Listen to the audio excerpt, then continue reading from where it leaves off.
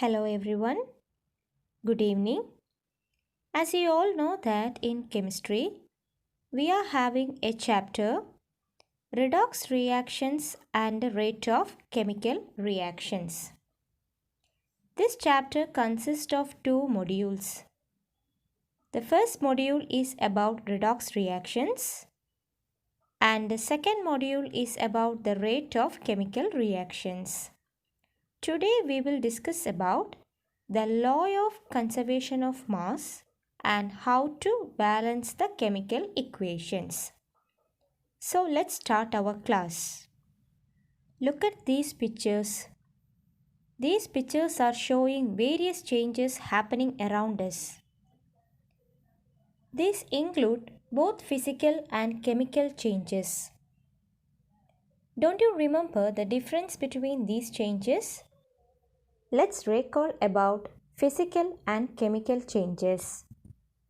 Physical changes are changes that alter the size, shape, or physical state of a substance. But in chemical change, a new substance is formed.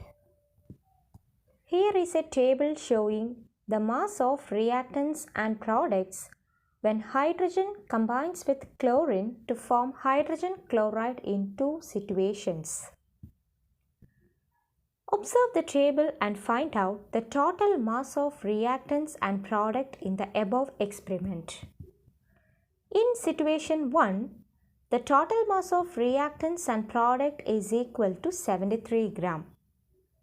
And in situation 2, the total mass of reactants and product is equal to 146 gram.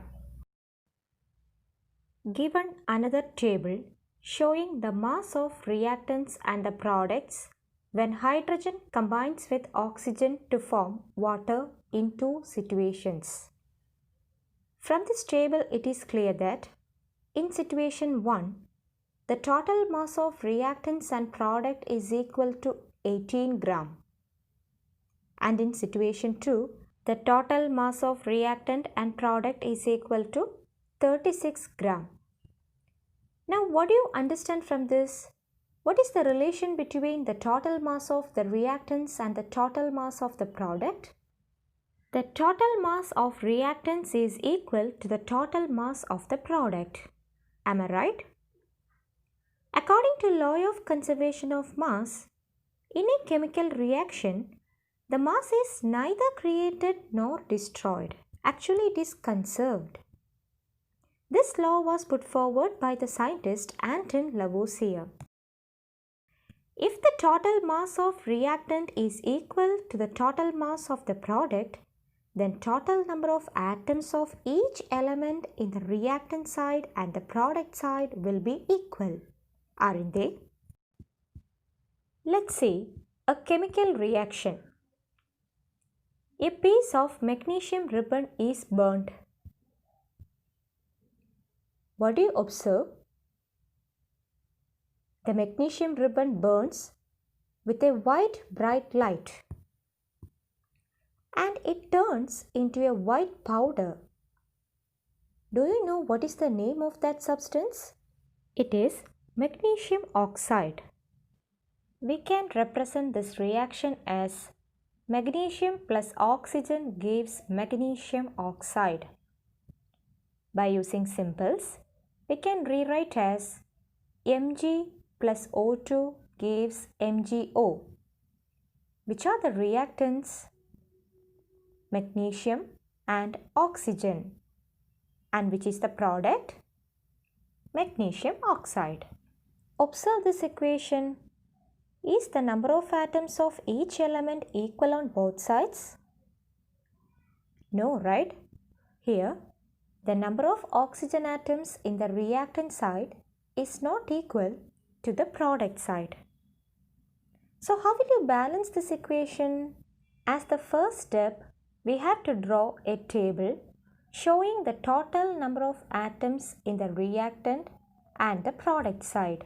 Let's write the number of magnesium and oxygen atom present in the reactant as well as in the product. The number of magnesium present in the reactant side is 1. and the number of atoms present in the product side is also 1. In the case of oxygen, there are 2 oxygen atoms in the reactant side, and in the product there is only 1 oxygen atom. Now see, the number of oxygen atom in the reactant side is not equal to the product side. So let's balance the oxygen atom as the third step. As there is 2 oxygen atom on the left side and 1 on the right side, we have to multiply the oxygen atom with 2 on the right side to get 2 molecules of magnesium oxide. So we will get the equation as Mg plus O2 gives 2 MgO. See, the number of oxygen atom on both sides is balanced now. But what about magnesium? It is 1 on the left and 2 on the right.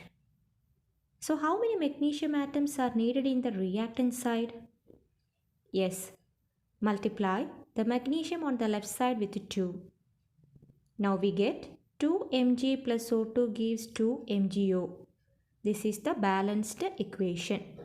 In the next video, we will see further examples of balanced chemical equations.